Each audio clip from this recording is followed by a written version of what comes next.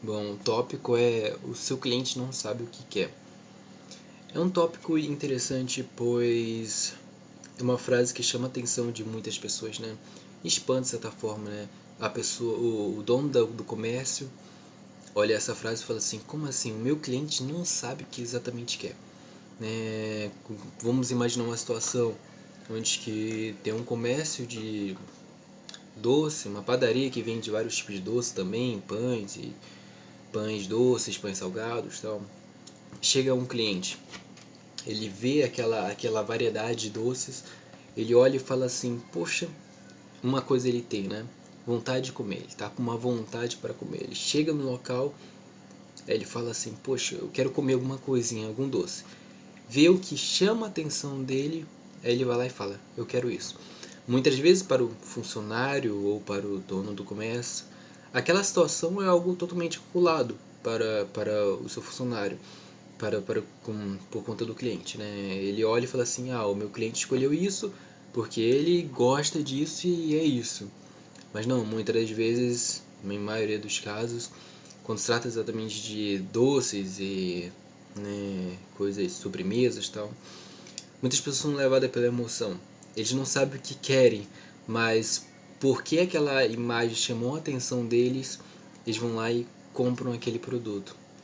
Porque ele sentiu pela visão que aquilo era muito atrativo, né? Conforme meu último vídeo eu tinha falado, né, dos 5 sentidos que atraem o ser humano. E, e as pessoas simplesmente vão lá e compram. Isso varia para várias coisas, não apenas no sentido alimentício, né? É importantíssimo nós termos isso em mente, que não é apenas na alimentação ou em um produto de, sei lá, mecânico, algo do tipo, sobre o produto em si, mas muitas das vezes vai muito mais além, a própria logo do comércio, porque é o que é mais comum, né? As pessoas simplesmente penso assim: poxa, eu quero criar uma loja que conserta celulares. Então eu vou pensar em um nome baseado mais ou menos no que eu vou fazer e vou abrir e pronto. E esquece desse ponto que as pessoas não sabem exatamente o que querem.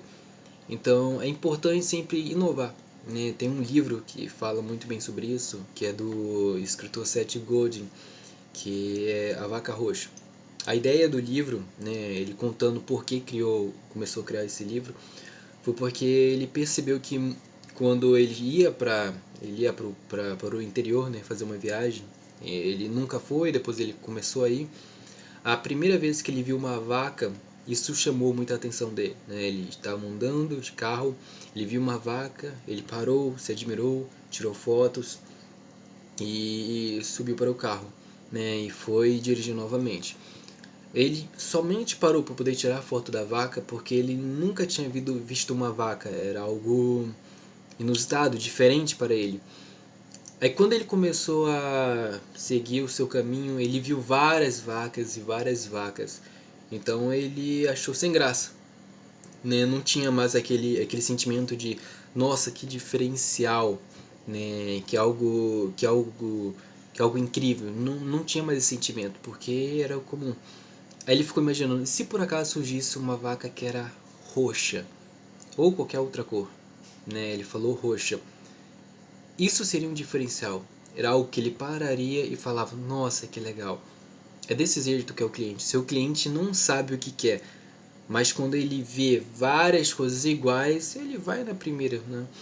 Mas quando ele vê algo que é diferenciado, às vezes uma loja vende o mesmo produto que todas as outras, mas ela consegue vender um pouquinho mais que os outros simplesmente por conta do diferencial, né? Sabe, seu cliente não sabe o que quer.